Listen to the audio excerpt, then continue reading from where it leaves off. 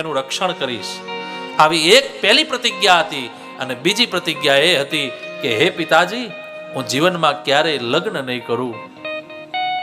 લગ્ન કરીશ તો મારે દીકરો થશે, તો આ હસ્તિનાપુરની ગાદીમાં કોઈ ભાગ માંગશે, માટે હું લગ્ન નહીં કરું.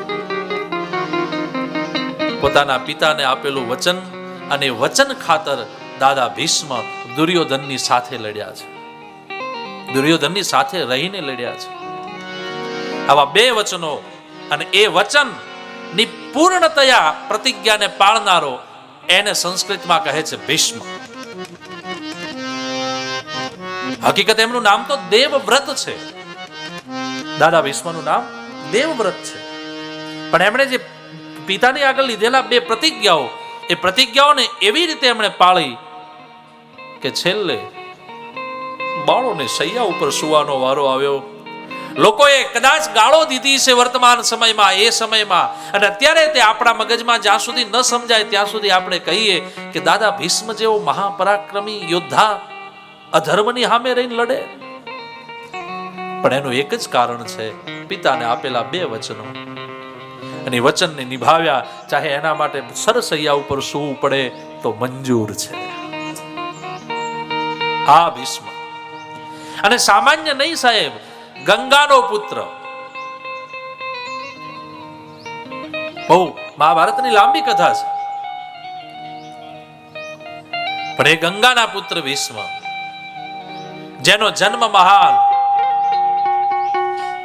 જેનું જીવન મહાન, અને સાહેબ છેલ્લે જેનું મૃત્યુ મહાન, સ્વયં કૃષ્ણ આવીને ઉભા છે. કેટલી અદ્ભુત આ ત્રિવેણી સંગમ થયો છે. અને કદાચ દાદા ભીષ્મ લડ્યા હોત તો અર્જુનની કોઈ તાકાત નથી કે ભીષ્મને હરાવી શકે, પણ ભીષ્મને થયું કે હવે મહાભારતના યુદ્ધને વળાંક આપવો પડશે. અને એ પણ પોતાની પ્રતિજ્ઞા હતી કૃષ્ણની સામે કે હે કૃષ્ણ, તમે એમ કહો છો કે હું વિના હાથમાં હથિયાર લીધા વગર હું મહાભારતના યુદ્ધને પૂર્ણ કરીશ અને ધર્મનું સંસ્થાપન કરીશ? હે કૃષ્ણ, એ વાતને ભૂલી જાઓ. કૃષ્ણ કહે, હા, મેં એવી પ્રતિજ્ઞા લીધી છે કે હું નિહથ્થો રહીશ. હાથમાં રાખીશ તો માત્ર ને માત્ર ઘોડાની લગામો, બાકી વાંસળીને નહીં લઉં, ચક્રને નહીં લેવું, ગદાને નહીં લઉં. અને ત્યારે દાદા ભીષ્મએ કહ્યું હતું કે હે કૃષ્ણ, તમારા હાથમાં જો હથિયાર ન લેવડાવું તો હું ગાંગે પુત્ર ભીષ્મ નહીં. હું ગંગાનો પુત્ર ભીષ્મ છું. અને 10મા દિવસનું એવું યુદ્ધ કર્યું દાદા ભીષ્મએ કે અર્જુન જ્યારે ઘવાવા માંડ્યો કે હવે કોઈ આરો નથી, અને અર્જુન એમ કહે, કૃષ્ણ હવે બચાવો. આ દાદા ભીષ્મના એક એક બાણનો જવાબ હું આપી શકતો હતો, પણ હવે નથી અપાય એમ. અને ત્યારે ભગવાન શ્રી કૃષ્ણે છલાંગ મારી રથથી નીચે ઉતર્યા. બાજુમાં બીજા રથનું એક પૈડું તૂટેલું પડ્યું હતું, એ પૈડાને હાથમાં લીધું અને ભગવાન કૃષ્ણ જ્યાં દોટ મૂકે દાદા ભીષ્મ તરફ, ત્યાં તો ચરણને પકડી લીધા અર્જુને અને કહ્યું, મહારાજ, તમારી પ્રતિજ્ઞા છે, તમે એમ કહ્યું હતું કે મહાભારતના યુદ્ધમાં ક્યાં હથિયાર ધારણ નહીં કરું.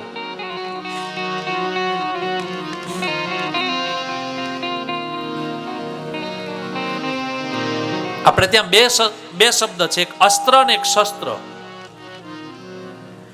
અસ્ત્ર એટલે જે તમે તાકીને મારો ને સામે ઘા સુધી પહોંચે એનું નામ અસ્ત્ર. બાણ આદિ આદિ. અને શસ્ત્ર એટલે તમારા હાથમાં હોય ને તમે ઘા કરી શકો, જેમ કે કુહાડો, તલવાર, ફરસી આદિ. આ અસ્ત્ર અને શસ્ત્રમાં આવી થોડીક આપણે બે શબ્દ બોલીએ, અસ્ત્ર અને શસ્ત્ર. તો દાદા ભીષ્મના સામે ભગવાન શ્રી કૃષ્ણ જ્યારે પૈડું લઈને ધસ્યા, ત્યાં અર્જુને પગ પકડી લીધા અને અર્જુને કહ્યું, મહારાજ, તમારું વ્રત છે, તમારી પ્રતિજ્ઞા છે, આ તમે શું કરો છો? ત્યારે ભગવાન શ્રી કૃષ્ણ કહે છે, અર્જુન, સાચી વાત છે. અને એ જ સમયે દાદા ભીષ્મએ આ દ્રશ્ય જોયું, પોતાના હાથમાં જે કાંઈ હતું એ બધું નીચે ફેંકી દીધું અને ભગવાન શ્રી કૃષ્ણના ચરણમાં આવી બે હાથ જોડીને પ્રાર્થના કરી કે હે કાના, તુમ કયો મેં શસ્ત્ર બિનું હર હું સબ ભાર. તમે તો એમ કહ્યું હતું કે શસ્ત્ર વગર આખા જગતનું ભાર હરીશ અને ધર્મનું સંસ્થાપન કરીશ.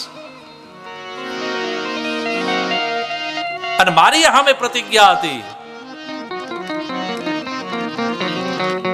કે જો તમારા હાથમાં હું શસ્ત્ર ન લેવડાવું તો હું ગાંગે પુત્ર ભીષ્મ નહીં.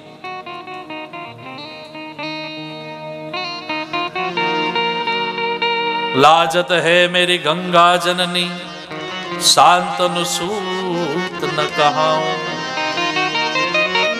હું શાંતનુ પુત્ર અને ગંગા જનનીનો પુત્ર ન કહેવાઉં જો તમારા હાથમાં હું અસ્ત્ર શસ્ત્ર ન લેવડાવું, હથિયાર ન લેવડાવું.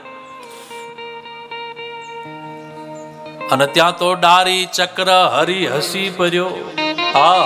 કૃષ્ણ હસવા માંડ્યા. એ મહાભારતના યુદ્ધમાં વિચાર કરો વાલા, આ કૃષ્ણમાં આવડત છે કે એક બાજુ ક્રોધ કરે અને તરત, પણ ત્યાં બીજે જ ક્ષણે પાછું હાસ્ય મુખ ઉપર. ડારી ચક્ર હરી હસી પડ્યો, ઉત્તર દિયો બ્રજરાજ. કૃષ્ણે જવાબ આપ્યો. શું આપ્યો? તોરી પ્રતિજ્ઞા મોરી મેં મારી પ્રતિજ્ઞાને એટલા માટે તોડી છે, તોરી પ્રતિજ્ઞા કે કાજ. હે ભીષ્મ, તારા જેવો ભક્ત પ્રતાપી મારા સામે યુદ્ધ કરવા આવતો હોય તો મારું તે નામ મોટું થાય છે. આ કૃષ્ણ પોતાના ભક્તની મહાનતા રાખવા માટે, કારણ કૃષ્ણ એ જાણે છે આ બધું. આ ભીષ્મની સ્તુતિમાં ભગવાન ભીષ્મ, દાદા ભીષ્મ કૃષ્ણને યાદ કરાવે છે. અને ત્યારે કૃષ્ણ કહે છે કે હે ભીષ્મ, તમારા જેવા ભક્તની પ્રતિજ્ઞા રાખવી એ ભગવાનનું કર્તવ્ય છે. કારણ કે ભગવાન સમર્થ છે. એની પ્રતિજ્ઞા તૂટશે તો લોકો એવું નહીં કહે કે કૃષ્ણએ પોતાની પ્રતિજ્ઞાને શું કામ તોડી. કોઈ લાંછન નહીં આવે. પણ જો ભક્તની પત નહીં રહે તો આવતીકાલે લોકો ભગવાન ઉપરથી વિશ્વાસને ભરોસો ઉઠાડી દેશે. માટે ભગવાને પોતાની પ્રતિજ્ઞાને તોડી અને આવ્યા છે કૃષ્ણ. બે હાથ જોડી દાદા ભીષ્મએ કૃષ્ણને કહ્યું છે, સદેવ દેવો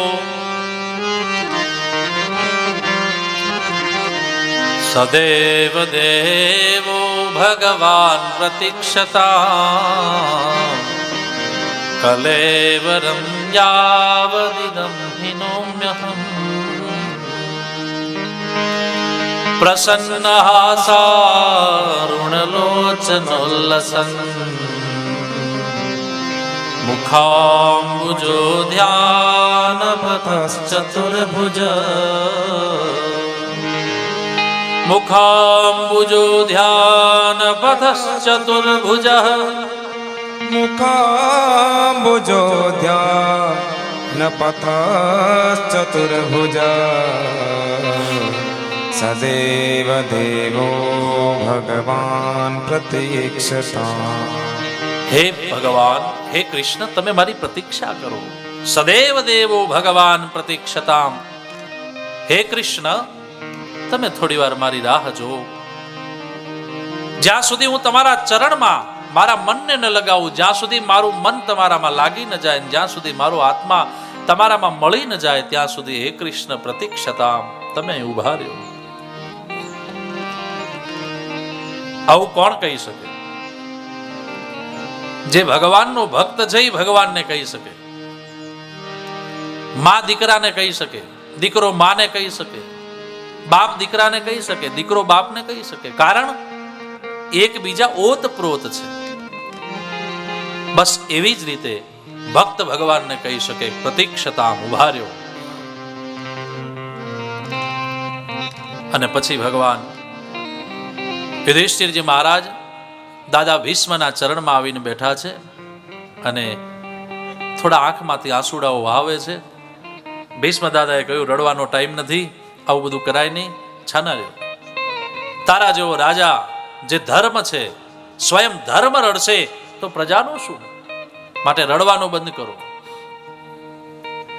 હે યુધિષ્ઠિર, હું તમને રાજધર્મ, સ્ત્રી ધર્મ, ભગવત ધર્મનું જ્ઞાનોપદેશ કરું છું, સાંભળો.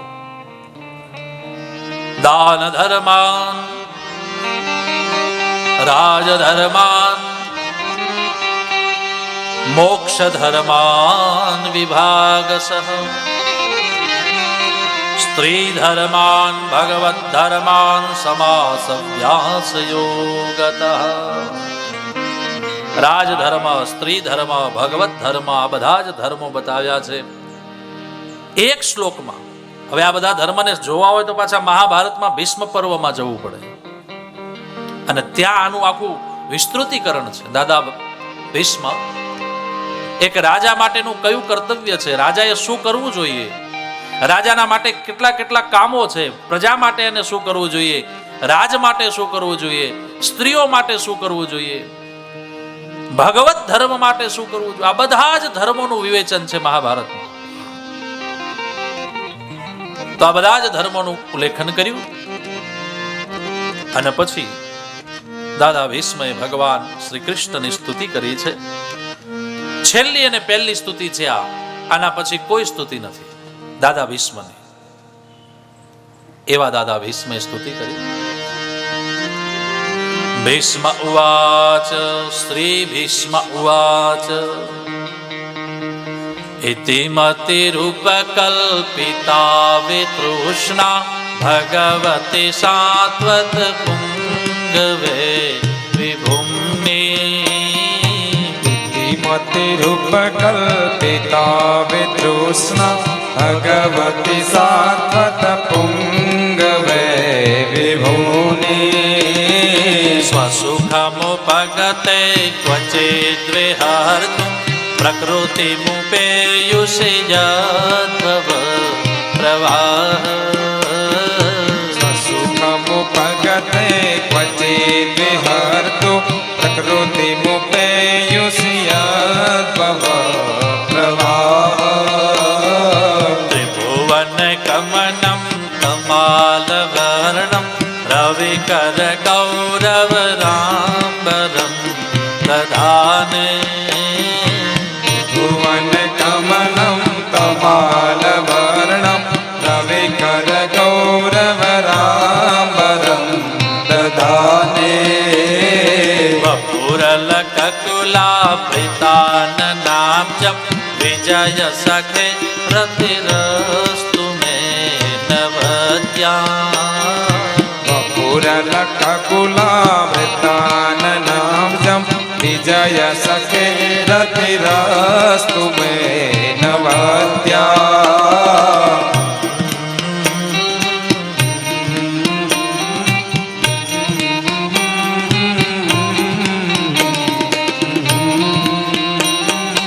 યુધે દુર્ગરજો વિધુમ્રવિશ્વક ત્વચલુલિતા શ્રમવાર્યલંકૃતાસ્યે. તુરગરજો વિધુમ્રવિશ્વક ક્વચલુલિત સમવાર્યલંકૃતાસ્યે. મમ નિશિત શરૈર્વિભેદ્યમાન ત્વચિ વિલસત કવચેસ્તુ કૃષ્ણ આત્મા. મમ નિશિત શરૈર્વિભેદ્યમાન ત્વયि વિલસત કવચેસ્તુ કૃષ્ણ આત્મા. અદ્ભુત દાદા ભીષ્મએ સ્તુતિ કરી ભગવાનની. સ્તુતિ બહુ લાંબી છે અને એને સમજવા જઈએ તો આપણી પાસે સમય બહુ ટૂંકો પડે, પણ ઇન શોર્ટ દાદા ભીષ્મ ઇતિ શબ્દથી આ સ્તુતિનો પ્રારંભ કરે છે. ઇતિ એટલે સંસ્કૃતમાં પૂર્ણ, વિરામ. અથ એટલે પ્રારંભ. તો કદાચ ઇતિ શબ્દથી એટલા માટે દાદા ભીષ્મએ અહીં પ્રારંભ કર્યો કે દાદા ભીષ્મ એવું કહે છે કે હે કૃષ્ણ, હવે પછી મારી કોઈ સ્તુતિ નથી, પહેલી અને છેલ્લી આવડી આ. આના પછી મારી કોઈ સ્તુતિ નથી. માટે હે કૃષ્ણ તમે સ્વીકારી લો. અથવા તો બીજો અર્થ એનો એવો થાય કે હે કૃષ્ણ, હવે મારા જીવનરૂપી યાત્રાનો પણ ઇતિ છે, પૂર્ણ છે. હવે હું જીવવા માંગતો નથી, હવે હું પરમધામમાં જવા માંગુ છું. ઉત્તરાયણનો પાવન સમય છે. માટે હે કૃષ્ણ, હવે મારા જીવનની આ ઇતિને તમે તમારા ચરણમાં સમાવી લો. વિતૃષ્ણા, હે કૃષ્ણ, હવે કોઈ તૃષ્ણાઓ રહી નથી.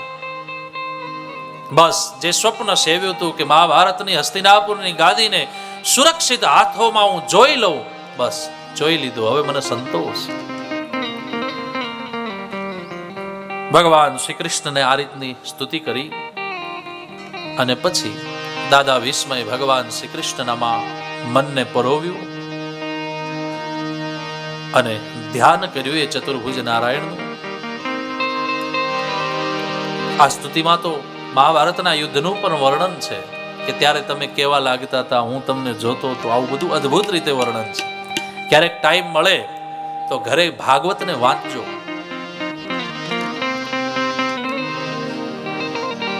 બહુ મજા આવશે. વિસ્તૃત વર્ણન છે. અને એવું પણ કહે છે કે આ ભીષ્મ સ્તુતિ જે માણસ છેલ્લી ઘડીએ હોય, બહુ હેરાન થતા હોય, એવો આત્મા જે હોય, જેનો પ્રાણ છૂટતો ન હોય, એને જો આ ભીષ્મ સ્તુતિ સંભળાવવામાં આવે તો એનો પ્રાણ જલ્દી ભગવાનના શરણમાં પહોંચે છે. એવી છે આ ભીષ્મ સ્તુતિ. અને મહાપુરુષો તો ત્યાં સુધી કહે છે કે આ ભીષ્મ સ્તુતિનો જો રોજ પાઠ થાય તો ધીમે ધીમે ધીમે ધીમે મન કૃષ્ણ તરફ પ્રયાણ કરે છે. અને એક દિવસ એવો આવે છે કે આપણે આંખો બંધ કરીએ ને તોય ભગવાનના દર્શન થાય. વેદવ્યાસજીએ તો આપણા શાસ્ત્રોમાં ત્યાં સુધી લખ્યું છે કે આંખો બંધ કરીએ ભગવાનના ચિત્રની ઝાંખી થાય બહુ સારું, પણ જો સ્વપ્નમાં ભગવાનના સ્વરૂપના દર્શન થાય, તમે જેને માનતા હોય ને, તો સમજવાનું કે તમારા પાપ ઘણા બધા ધોવાઈ ગયા છે. સ્વપ્નમાં પણ ભગવાનના દર્શન થાય, જે સ્વરૂપને તમે માનતા હો એ સ્વરૂપના, તો સમજવાનું કે આપણા પાપ ઘણા બધા નીકળી ગયા છે.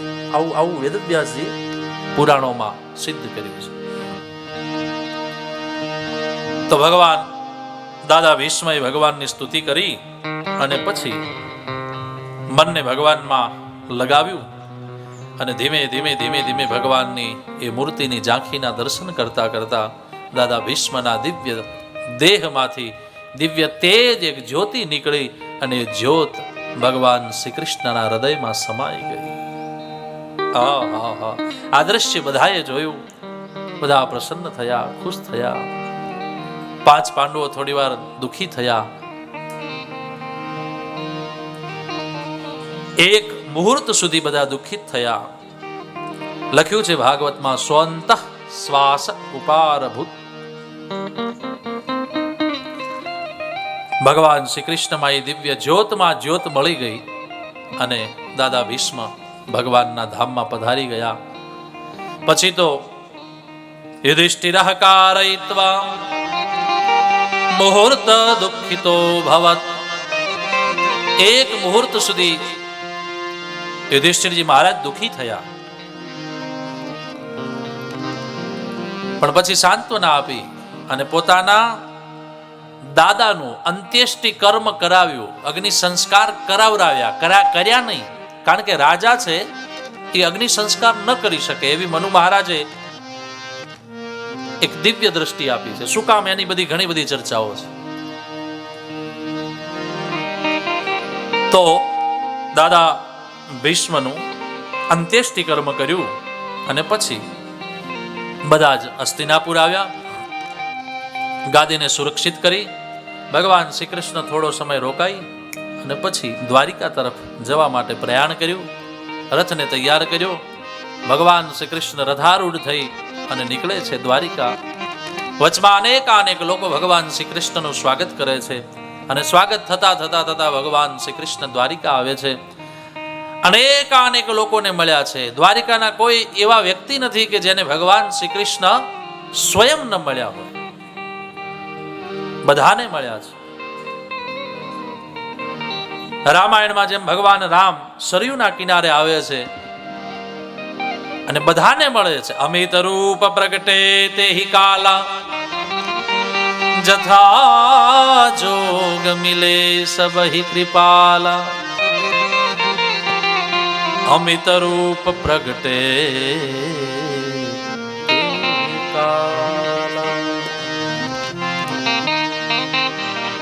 તે જ સમયે ભગવાન અમિત રૂપમાં પ્રગટ્યા છે. એમ અહીંયા પણ ભગવાન ભાગવતમાં પણ કહે છે, સર્વેષાં માનમાં દધે. સર્વેષાં બધાને ભગવાન શ્રી કૃષ્ણ મળ્યા છે, ભેટ્યા છે. બધાને એમ થયું કે કૃષ્ણ અમને મળ્યા. કોઈને ન મળ્યા એવું બન્યું જ નહીં, બધાને મળ્યા છે. બધાને આનંદ આપ્યો ભગવાન શ્રી કૃષ્ણએ. આ બાજુ સમય વીતે છે હસ્તિનાપુરમાં પરિપૂર્ણ વાસે પરીક્ષિત મહારાજનો ઉત્તરાના ગર્ભથી યોગ્ય ને ઉત્તમ સમયમાં પ્રાગટ્ય થાય છે.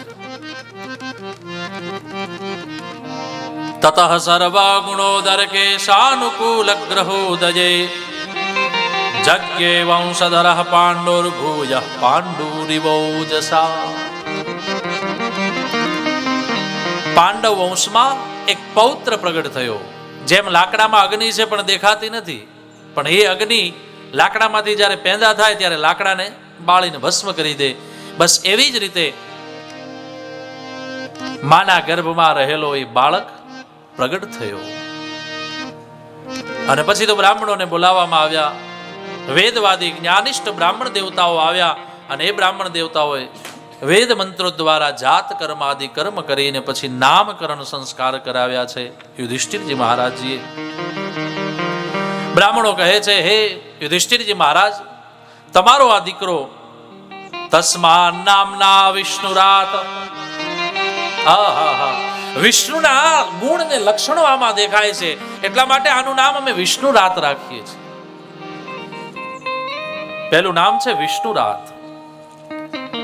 પછી બીજું નામ આપ્યું પરીક્ષિત. શું કામ? તો કહે છે કે જન્મતાની સાથે આ પરીક્ષિત એટલે કે આ બાળક જન્મ્યો ને એવી આંખો ફાડીને દિશાઓમાં જોવા માંડ્યો. એટલે બ્રાહ્મણોએ વિચાર કર્યો કે આ આવડો નાનો હજુ જન્મ્યો છે હાલ અને દિશાઓમાં જોવા માંડ્યો.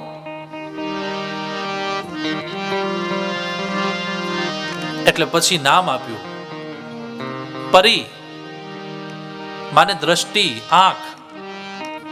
ક્ષિત માને દિશાઓ, દસે દિશાઓ. જે જન્મતાની સાથે દસે દિશાઓમાં પોતાની આંખને ફેરવે છે, કોઈકને શોધે છે. આવું દ્રશ્ય જ્યારે બ્રાહ્મણોએ જોયું એટલે બ્રાહ્મણો એનું નામ આપ્યું પરીક્ષિત. હવે પ્રશ્ન એ થાય કે આ જન્મતાની હાથે કોને હોદતો હતો? किसको ढूंढ रहा था वो? भैया और किसी को नहीं, वो वही परमात्मा को ढूंढ रहा था जिस परमात्मा ने गर्भ में रक्षण किया है. એ મારું તમારું તે એ જ કૃષ્ણએ આપણું રક્ષણ કર્યું છે માના ગર્ભમાં. એટલે જન્મતાની સાથે આપણે તે ભગવાનના વ્યાકુળતામાં રડીએ છીએ, કારણ કે જ્યાં સુધી ગર્ભમાં હતા ત્યાં સુધી તો ઓનલાઈન વાત થતી હતી. આગળ છે 5મા સ્કંદમાં ગર્ભસ્તુતિ જીવની. જ્યાં સુધી ગર્ભમાં છે જીવાત્મા ત્યાં સુધી તો ભગવાનથી સ્વયં વાત કરે છે, સીધી વાત કરે છે અને પ્રાર્થના કરે છે કે મને આમાંથી છોડો. હે પ્રભુ, હું તમારા નામને નહીં ભૂલું. આમ તેમ બહુ કહે છે, તમને નહીં ભૂલું, હારા કર્મ કરીશ, બધું કોલ આપે છે. પણ જેવો બાર પ્રગટ થાય ત્યાં તો આપણે પછી એને ભૂલી જઈએ. પણ ત્યાં સુધી તો એવું કહે છે શાસ્ત્રોમાં કે ત્યાં સુધી તો એ બાળકને ભલે એ માયામાં આવ્યા પછી ભગવાનના સ્વયં દર્શન થતા બંધ થઈ જાય, ગર્ભમાં સ્વયં દર્શન થાય છે અને એના સથવારે 9 મહિના રહે છે. એની હિંમતથી રહે છે, એની કૃપાથી રહે છે. પણ જ્યાં પહેલો જ શ્વાસ પૃથ્વી ઉપર લે ત્યાં છે ને આમ જેમ ઓલી લાઈટ ઝાટકો મારે તરત કન્વર્ટ થઈ જાય ઇન્વેટર ઉપર લાઇટ સહેજ ઝાટકો મારે આમ એટલે આપણને ખબર પડે કે લાઇટ ગઈ ને ઇન્વેટર ચાલુ થઈ ગયું. પણ આમ કંઈ બંધ ન થાય, પણ આમ એવું સામાન્ય લાગે. બસ એટલું જ આપણા શાસ્ત્રોમાં એનું વર્ણન છે કે જીવ જન્મે ને જેઓના માના કુખથી બહાર પ્રગટ થાય એવો પહેલો જ એનો ઝાટકો હોય શ્વાસનો, એ શ્વાસ અંદરનો જે હતો એ બંધ થઈ ગયો, હવે બહારનો શ્વાસની ગણતરી ચાલુ થઈ એની. અને પહેલો શ્વાસ જ્યાં લે ત્યાંથી એ માયામાં આવી જાય. અને જેવો માયાના આવરણમાં આવે એટલે ભગવાનથી કનેક્ટિવિટી બંધ. એટલે પછી એ શોધે. એટલે પરીક્ષિતે શોધ્યા છે ભગવાન કે અબ वो परमात्मा क्यों नहीं दिखता जिस कृष्ण ने मुझको मां के गर्भ में बचाया था, अब वो क्यों नहीं दिख रहा. એમ ભગવાનને શોધે છે. તો આમ બે નામ આપ્યા, પરીક્ષિત અને વિષ્ણુરાત. અને પછી બ્રાહ્મણોએ એના જીવનને જોયું. કહ્યું છે, હે યુધિષ્ઠિરજી મહારાજ, તમારો આ પૌત્ર શિબી સમાન શરણાગત વત્સલ થશે, મૃગેન્દ્ર જેવો વિક્રાંત થશે, સમુદ્ર જેવો દુસ્તર થશે, દુર્ગસ થશે. મૃગેન્દ્ર જેવો વિક્રાંત થશે, અર્જુન જેવો બાણાવળી થશે, ભગવાન વિષ્ણુ જેવો, રમાપતિ રામ જેવો ભૂત માત્રનો આશ્રય થશે. એટલું જ નહીં, હે યુધિષ્ઠિરજી મહારાજ, તમારો આ પૌત્ર જીવ માત્રનું સહિષ્ણુ બનશે, બધાનો આશ્રયભૂત બનશે, રંતિદેવ જેવો ઉદાર થશે, યાતિ જેવો ધાર્મિક થશે, અને અનેકાનેક અશ્વમેધ યજ્ઞ કરી અને આ પ્રજાનું પાલન કરશે, પ્રજાને આનંદ આપશે, ચક્રવર્તી સમ્રાટ બનશે. મહારાજ, એક જરા એની રેખા અવળી છે. શું? તો કહે છે, તમારો આ પૌત્ર